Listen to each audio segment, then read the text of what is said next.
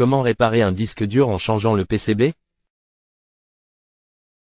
Récupération de données, la panne électronique. Les pannes électroniques surviennent quand la carte électronique, PCB, du disque dur est endommagée. Il arrive qu'une surtension ou une coupure de courant provoque un court-circuit sur la carte et endommage plusieurs composants, ce qui empêche le disque dur de fonction NR.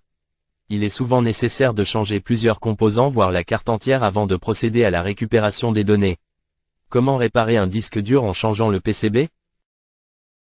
Étape 1. Trouver un PCB de remplacement. Pour remplacer le PCB d'un disque dur Western Digital, il est essentiel de trouver une carte de remplacement correspondante avec le même numéro de PCB que celui d'origine. Les numéros de PCB Western Digital commencent par 2060.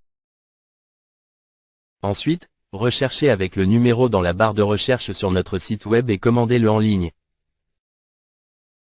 Étape 2. Transférez la puce BIOS. Vous allez avoir besoin d'un poste A comme le 858D. 3 étapes pour transférer la puce BIOS sur le PCB. 1. Chauffer pour dessouder la puce BIOS de l'ancien PCB. 2. Faire de même avec le nouveau PCB. 3. Fixer l'ancienne puce sur le nouveau PCB. Un conseil.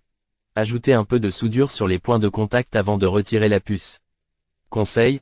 La plupart des ateliers de réparation de téléviseurs, de téléphones et d'appareils électroniques peuvent offrir ce service pour seulement à 20 €.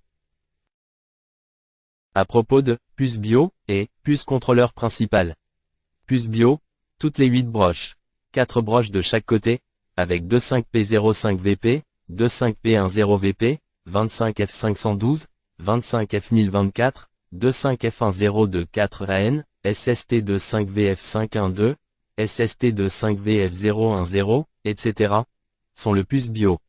Il est facile à trouver, car il n'y a pas beaucoup de puces 8 broches sur le PCB. Puce contrôleur principal, s'il n'y a pas de puce BIOS à 8 broches sur le PCB, cela signifie que le BIOS est intégré sur la puce contrôleur principal, la plus grande puce. Le transfert de la puce contrôleur principal est plus complexe que le transfert de la puce du BIOS. Si vous devez le faire, veuillez effectuer plusieurs tests sur les PCB du disque dur qui ne contiennent pas les données importantes. Étape 3. Récupérer et sauvegarder les données.